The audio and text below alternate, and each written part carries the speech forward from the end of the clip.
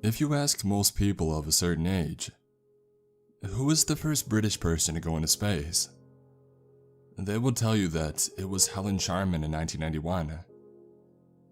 If you ask them, who was the first British person to land on the moon? They will always give the wrong answer, unless they say that no British person has ever walked on the moon. Well, that's the official truth. What they won't tell you is that just before the collapse of the Soviet Union in 1991, there was a top-secret mission to the moon. While the majority of the world's population believed that the Soviets had no connection with Western Europe, it was a lot more civilized than all of that. Yes, the Cold War had made us enemies on an official level, but we were hardly enemies on a personal level. After all, the Russians and us Brits both came under attack from Hitler just 50 years previously, so the flame of friendship was still there to be kindled. I can't disclose to you everything that I know about this. After all, most of it is still bound under the Official Secrets Act until 2040, after which they will most likely extend it by another 50 years. And nor do I have any proof. The few documents which were assigned to me were confiscated, and I had witnessed them destroyed in a furnace beneath Whitehall. I can tell you when it was and where it was launched from though. It was in the middle of June 1989 when I was first chosen, if you can call it that. I can't recall the exact date, but I do remember that at the time I just went along with it. The two men who came into my study unannounced told me that I was required in the most verbally forceful way that you can imagine. I didn't believe them at first. I thought it was just another university joke, but I thought I would see how far it would go. They walked me to the car which had parked directly outside the entrance to the main building. I didn't take notice of what it was at the time, but it was probably a Jaguar XJ12, judging by the shape and jet black color. The entire journey as I sat in the back seat was in silence, other than a couple of times when the man in the passenger seat answered a call on the CB radio which was fitted into the dashboard. My thoughts changed when, only an hour later, I found myself sitting at a table in the small windowless room all on my own, somewhere in Westminster. The lack of windows was certainly compensated for with the quality of carpet, and I remember that much. Without warning, the door opened and about a dozen people walked in. They were all middle-aged or older. Some were Russian, judging by their accents, and they all were clutching folders overflowing with documents while talking very aggressively amongst themselves. They didn't acknowledge me, at least not immediately. A lot of what was said went over my head. It was all political babble to me. They used terms which I wasn't familiar with, at least not in the context they referred to them in. I remember one specific phrase that one of the older men said, in a strong Russian accent. The last time a human being set foot on the moon was on the 14th of December 1972. That was almost 20 years ago. We must know if they're still up there. I was confused. Everybody knows that all 3 crew members from Apollo 17 returned home safely. There is no doubt over that. There was a brief silence as the others looked at each other, hoping for somebody to say something to break the silence. I don't know why I did it, but my naivety got the better of me. Sorry, I thought all 3 of the Apollo 17 crew came back to Earth. Everybody stared towards me as if I had just said something disgusting. The older man stared at me before answering my question. Do you think we are fearful of mere humans being on the moon? I felt silly. My mind darted between many different ideas, but he was right. It was over 20 years ago. If they had been left behind, they would have run out of oxygen and supplies within days, and would have perished soon after. This wasn't a good start for me. He leaned forward and he addressed me directly in a lowered tone of voice. You have, nor ever will have, Any idea of what we know was up there?" I said nothing, partly to avoid making myself look foolish, but also because the atmosphere in the room was so tense. He handed me some stapled pages from his folder. "I assume that you were not briefed about this meeting, comrade." I wanted to correct him on his use of the term comrade, but I decided to just read the document instead. I don't remember word for what it said, but the front was emblazoned with "Classified at Level 7", and nothing else. I turned the page and there were a series of black and white photographs. The images were not only disturbing but horrifying. The first one was a landscape image, taken on the lunar surface, but with some sort of structure visible in the distance. The second image was a lunar lander, but it looked like it had been sliced open from top to bottom. No jagged edges or debris lying about, just cut in half. All I remember was some Cyrillic characters on the side which remained. The third image was the most disturbing. It was a very basic spacesuit laying on the lunar surface with the mangled, icy remains of its occupant scattered around the broken visor. It almost looked as if he had been ripped out of his suit, through his visor at a very high speed. The fourth image showed several other spacesuits laying on the surface, maybe 75 yards away from the camera. I certainly wasn't expecting to see this. I wanted to go outside and throw up, but I held it back at least until the meeting was over. "Russian lunar landing, October 1968, he said, as I glazed at the horrific images. "Those Americans thought that they would get to the moon first. They thought Russian technology was inferior. They were wrong." One of the British men sitting across the room stubbed out his cigarette on the table. "For Christ's sakes, Kratsov, stop with all the commie propaganda and get to the point." The older man, who I now know as Kratsov, didn't hesitate to slim down his story. "Okay, so we landed on the moon in 1968, only about 6 kilometers from where Apollo 17 landed in 1972, but nowhere near any of the other American moon landings. We know that they landed safely, but radio contact was lost about 5 hours after they landed. We assume that it was a mechanical failure of the plutonium fuel cell. They couldn't take off or communicate. It was both a victory and a loss for Russia. This was a secret mission, so everybody involved just carried on as normal after. Death was nothing new to them, no matter how many times that they saw it." I started to join the dots in my head, but I remained fixated on what Kratsov is saying. "The Americans landed their manned lunar module in July 1969, and then 4 more and then the last one in December 1972. And it was on December 22nd, 1972 that we were told." Kratsov looked over to one of the other men who had all remained silent. He spoke with a Texan accent, but with a very deep and authoritative voice. "Yes. As soon as we were sure, we notified the Kremlin immediately." He paused as he rifled through some of his notes. "There had been a discovery, by the crew on board of Apollo 17, of an unknown lunar module. We assumed that it was Russian, and a few minutes after receiving the images, they confirmed that the craft we had discovered was Russian." "Tell him what your crew found, comrade," Kratsov said to the American. "Well, we weren't exactly sure at the time, but the debris lying around the module were in fact human remains. Not only that, but they were all decapitated beyond all recognition. Well, soon after their gruesome discovery, the 3 crew members of Apollo 17 unanimously announced that they wanted to return to Earth immediately. We told them that it was impossible.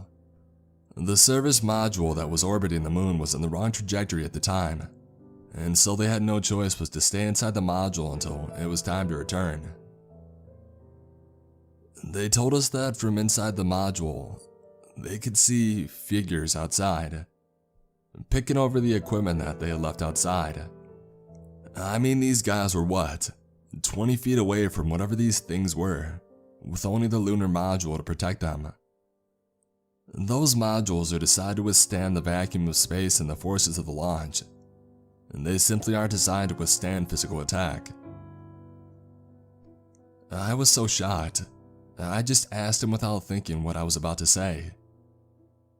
So if this all happened, why did the Apollo 17 crew look so normal when they were welcomed back in front of everyone? He almost smiled as he said it. Of course they looked happy, smiling and waving to everyone. The men that everybody saw that day had been nowhere near a spacecraft, let alone the moon.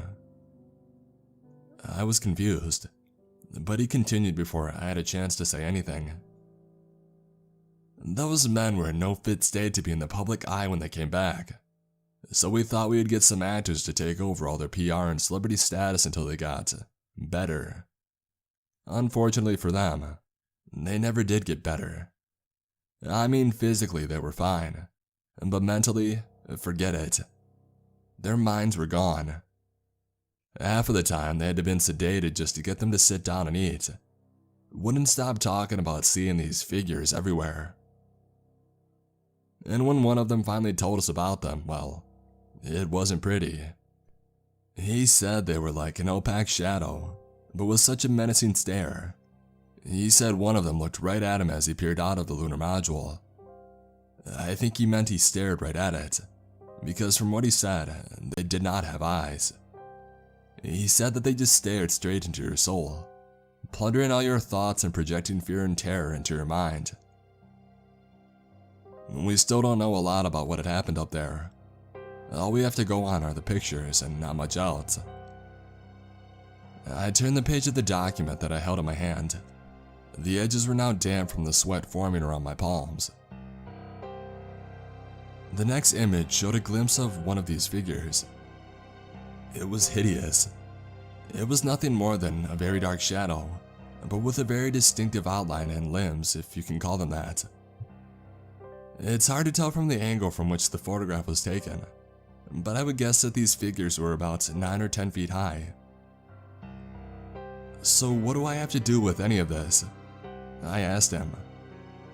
One of the other men quickly replied. As a professor of psychology, we need to be certain that if the crew of this next mission are affected in any way, that you will be able to cure them. I was shocked. I still don't know what this had to do with me. I still fail to understand why you feel the need to involve me with this. A few of the men started looking at each other before Kratsov just came out and said it. We have our reasons for selecting you. We have studied your case file extensively, and we are satisfied that you meet all the necessary criteria for this task.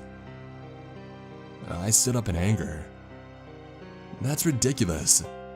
You mean to say that just because I spent 18 months working in a mental asylum, suddenly I'm qualified to cure your crew after they see things that go beyond the human imagination, 20 feet away from them, while they're 250,000 miles away from another living soul?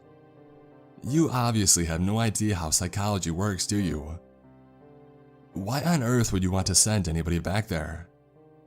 The last crew in 72 barely made it back alive, if you call being spoon-fed your dinner at the age of 39 a life. Kratsov wasn't entirely pleased, but I refused to go ahead with this. Okay, tell you what. Take these documents, read through them carefully, and if you change your mind, let us know. My mind was already made up. I wasn't going to take on this assignment, but I took the documents anyway to avoid further confrontation with Kratsov or the others. I was then driven back to my university by the 2 suited goons who had brought me all the way to London. I will admit, I did consider it once I had had the time to let it sink in, but I decided that hearing first-hand accounts of evil, ungodly figures from intelligent men who had their minds pulled apart by some otherworldly force just wasn't for me. I still remember the launch details and the number of crew members though. It was launched from the occult launch site in Russia on the 22nd of December 1990. There were 3 crew members, 1 British and 2 Russians. I can't recall their names though. I thought no more about it and I filed the documents away in a box folder in my study. In January of 1991, a day or 2 after we returned from the Christmas break, I received a phone call. I was to be picked up the next day, and I was to bring with me the documents that I had been given about 7 months before. I reminded them that I wanted nothing to do with this. They understood and they respected my wishes. They agreed that I would not have to conduct any psychological experiment, but I was still to attend tomorrow. As planned, I was picked up by the same 2 goons who had dropped me off the last time, both still as talkative as before. I brought my briefcase with me containing the documents as requested. On arrival to Whitehall, I wasn't taken to the small room with no windows. I was instead taken downstairs into the cellar. Kratsov and a few of the others were there too. "It's good to see you again, comrade." In a way. I was confused by his ambiguity. What did he mean by, in a way? Yes, well, I was told that I wouldn't need to conduct any psychological treatments, so why am I back here? He paused before looking up from the ground. The mission was a failure. I thought about something to say. Power or communication problems, I replied gingerly. Kratsov sighed. Neither, unfortunately. The equipment was fine, until after we saw what happened to them on the video link monitor. I felt ice cold with fear over what he was about to tell me. The figures, they were not only still there, they were waiting for them. As soon as they landed, they hardly had time to turn off the navigation computer before the whole thing was ripped apart. I tried to think logically for a moment. These were figures that we were talking about. What if there was a mechanical failure? What if? Kratsov interrupted me. There was no failure, and I'll tell you how I know. Those figures are just the foot soldiers.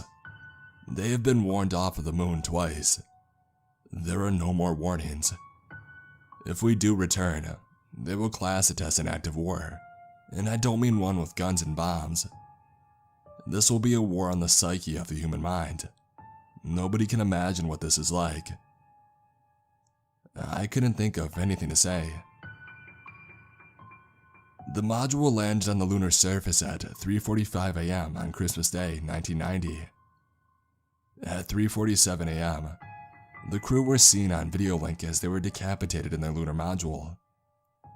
At 3:48 a.m., all of the high-speed line printers at Mission Control just printed the same text again and again, warning us to stay away from the moon, with great details of the consequences if we do not heed their warning. I was both angry and fearful. I was angry as to why they would send 3 innocent men to their inevitable death 250,000 miles away to be torn apart by these figures. But I was fearful for what we would all suffer if another moon landing took place in the future. So, what do we do now? I asked Kratsov. You have the documents. Kratsov stood there with his hands out. I took them from my briefcase and I handed them to him. No copies. You have not duplicated these. I shook my head as I regretted not doing so earlier. He walked down the corridor to a small room which contained a metal chute. He lifted the metal lid and an orange glow filled the room, along with a wave of hot air. He loosely rolled up the documents and threw them into the chute, leading to the furnace before the lid slammed back over it. That was the last trace.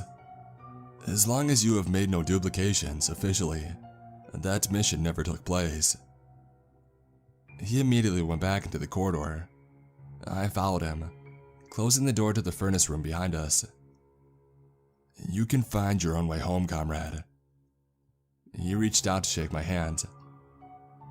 After what I had just heard and done, I shook his hand instinctively without thinking. Please don't imagine our paths won't ever cross again, comrade. We may need you again one day, but next time your assistance would be mandatory, he said as he turned and he walked away. It wasn't until 1997 when I met Kravtsov again. Our meeting wasn't deliberate, but I had a feeling that it wasn't accidental either. At the time, most of the secret work that I used to do in the 80s and early 90s had concluded. The agencies had all been dissolved, along with the Soviet Union, and so there is very little secret work available on this side of the Atlantic. I worked in various institutions over the years, most of them run by the NHS. I did some studies on patients in Broadmoor just for under a year. Contrary to those who believe that it's a prison, it's actually a high-security hospital. The only difference between it and any other NHS hospital was the absence of the patient's right to refuse treatment. Now don't get me wrong, I never conducted evil, twisted experiments like you would see in the House on Haunted Hill, or the horrors of Dr. Mengele in 1940s Germany. All of my experiments were psychologically based, and intended to help patients regain as much of their normal life as they could possibly have. Officially, they could not refuse treatment, but I always gave my patients a chance to opt out whenever they felt like it. I was at a psychology convention in West London. It was on for a few days, so I was staying in a hotel near Stonebridge Park. You'll have to forgive me for not remembering the name of the place, but it was almost 20 years ago. I was in a bar attached to the conference center one evening, talking to professors from other universities when I heard him. "Comrade, over here." It was Kravtsov. What was he doing here? An ex-Soviet military commander at a British medical convention. I excused myself from the group that I was talking to. They shared some strange looks with each other when I seemed to respond to the calling of comrade. After all, I had never discussed what had happened 7 years earlier with anybody. I walked over to Kravtsov. He was holding a brandy glass in one hand and had the smoking stub of a thick cigar in the other. He was dressed differently to the last time that I had seen him. He certainly looked more like a civilian now. He no longer wore the dark green blazer adorned with multiple military medals on his chest. "Kravtsov, what are you doing here?" He had a surprised smile on his face. "Well, I'm not here for your psychology diagnosis if that's what you mean." I was surprised at how human he seemed compared to the last time that we had met. I can only presume that the collapse of the USSR had lightened his mental workload. We sat down at a table on the less crowded side of the bar. "So, like I said, what are you doing here?" I asked him. Well, I contacted your university, but they said you were no longer teaching there. So I made a few phone calls, greased a few wheels, and I found out that you were going to be here for the next couple of days." It seemed like he had certainly made an effort to find me. My presumption that our meeting that evening was no accident was confirmed. "So, what are you doing now?" I asked him. "Well, when Mother Russia began to fall apart, I did what any smart man would do in that situation. I took advantage." He chuckled as he took another sip of his brandy. You could see the inquisitive look on my face. He put his brandy glass on the table, leaned forward, and he continued to tell me. "Well, let's just say that some countries east of Europe, but west of Russia were able to get a discount on surplus military hardware." He winked as he relit his extinguished cigar. "I was responsible for liquidating assets, mostly military hardware. Tanks, aircraft, trucks, weapons, ammunition. You get the picture. So, my instructions were simple. Sell what you have for the best price you can get, and forward the money directly to Moscow." It made sense to me. After all, what would the largest communist state want to do with hundreds of thousands of vehicles and hundreds of millions of rounds of ammunition when it's in the process of falling apart eternally. I think I can guess what happened next, I told him. Perhaps, but there's no harm in telling you anyway. So, leaders from all over Eastern Europe and the Baltics could now buy the best military hardware in the world for a fraction of what it would cost them to manufacture. But there was a problem. How to transfer the payment. Banks asked too many questions, even in Russia. Kratsov took another sip of his brandy. I told them straight. I would only accept payment in gold bullion or US dollar bills. No compromise. And the rest was simple. Paperwork was forged, amounts changed. 100 tanks for 300,000 could so easily be changed to 700 tanks in the paperwork after the sale was complete. Suddenly, I had another 600 tanks at my disposal which I could sell, and keep the proceeds to myself. Weren't you afraid of being caught? I asked instinctively. Kratsov chuckled. Please, comrade. This was the fall of the Soviet Union, the biggest military power that the world had ever seen. Yes, there were those who were supposed to keep a check on things, but there was nothing that an envelope of $100 bills couldn't fix. He flicked his hand at me, summoning me closer to listen to what he was about to say. Those who knew didn't care, and those that cared didn't know. We talked about politics and the fall of communism for a couple of hours before we ended up on the topic of the failed lunar mission in 1990. Suddenly the jolly mood darkened, despite the quantities of alcohol that we had consumed. Comrade, if we are to discuss this topic, may we continue this conversation in private? I had to agree with him. It may have been the late 90s, but talking about top secret space launches in a public place would have raised a lot more eyebrows than the sight of two men going into the same hotel room.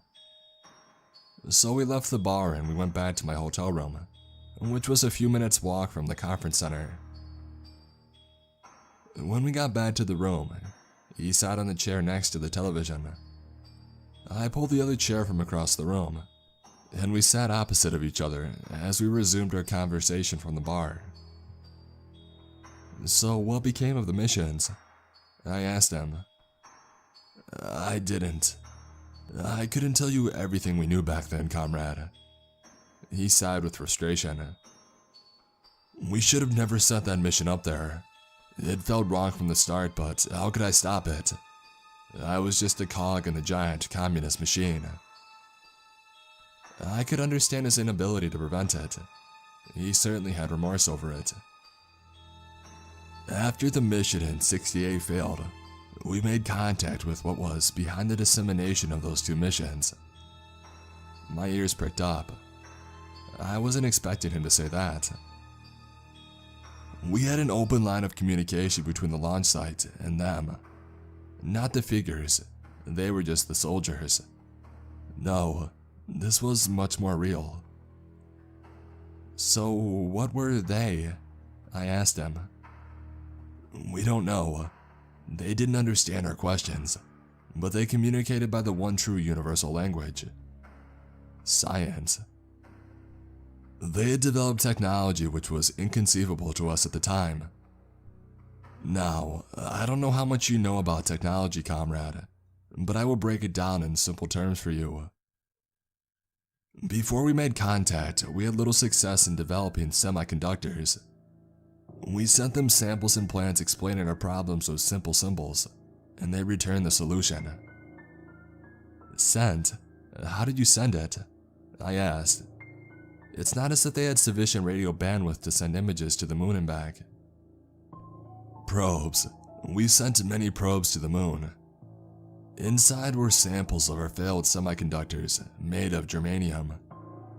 He continued as he walked over to the mini bar and helped himself to another drink. They returned probes with the solution to the problem.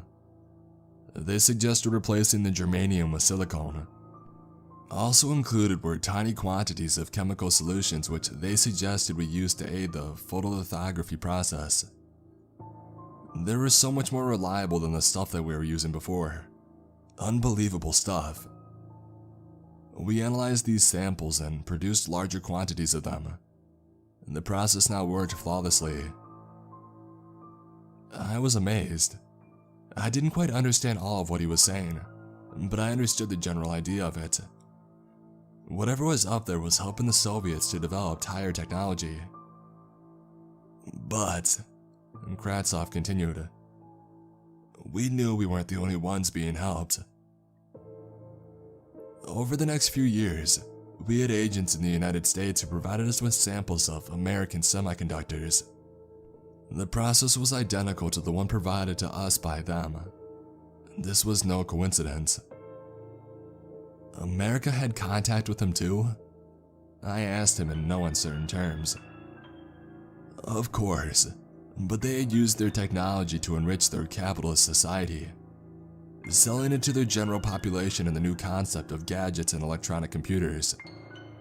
We, on the other hand, used it to enhance our society and military power. It all started to fit together. The technological improvements over the past 50 years were extraordinary. Too extraordinary for humans to complete unassisted. So, if they helped you to advance your semiconductor industry, why were they so hostile? He sat back down as he answered me. Comrade, you must remember one thing. They are not afraid of us. They don't have the ability to feel fear, although they understand how they can use it against us. They do, however, have self-preservation instinct, as do all intelligent forms of life. I had to ask the question, even if I didn't want to hear the answer. So what did they want in exchange for this knowledge and scientific assistance? Kratsov leaned back in his chair as he tried to think of a way to word his answer. How to say this? I remained silent as I waited for him to reply. Well, they wanted to conduct experiments on the human mind. Don't assume they weren't asking for our permission. They didn't need any permission. They could do what the hell they liked.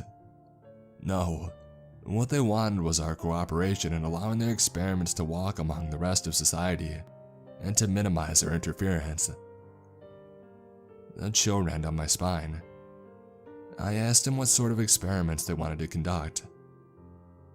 Psychological experiments, of course.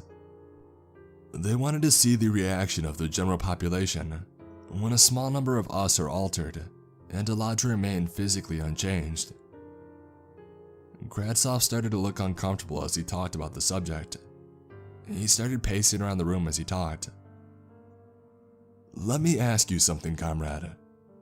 Do you believe in God? I hesitated before I answered honestly. No, I'm agnostic. I'm open to the concept of organized religion, but I'm not entirely convinced by it. He pointed at me as he chuckled quietly. That, comrade, is a good answer. I felt slightly uncomfortable by this time. What does my faith or lack thereof have to do with extraterrestrial assistance in Soviet technology? Go on. What has it got to do with religion? Well, they have already conducted experiments before, which were hugely successful for them. They altered the psyche of a few people around our planet over the space of several centuries. People called them prophets. Suddenly my mouth went dry and I started to sweat. Tell me you're joking, Kratsov. He lowered his tone of voice. This is no joke, comrade. I'm serious. I was brought up as a Catholic myself and I've grown to accept the fact. I still wasn't sure whether or not to believe him. I don't think that he was lying to me, but he may have been mistaken or interpreted incorrectly somehow. Okay, for the sake of this conversation, let's assume that's all the prophets. And Kratsov interrupted me. Most, comrade, most prophets, but not all of them, were part of their experiment. We just don't know which ones. I continued my question. Okay, So let's assume that most of the prophets were part of the experiment. What are they going to do now? I mean, it's not as if they can create another religion. We have already had new religions in the past few hundred years, and they mostly fail because people are too set in their ways to accept a new belief system into their life. Kratsov confirmed what I believed was true. You're right, but religion is an old experiment. They know that it was successful. You can see the results for yourself. What they want to know is how to experiment with, how could you say, anti-prophets. I didn't quite understand. I needed to know more.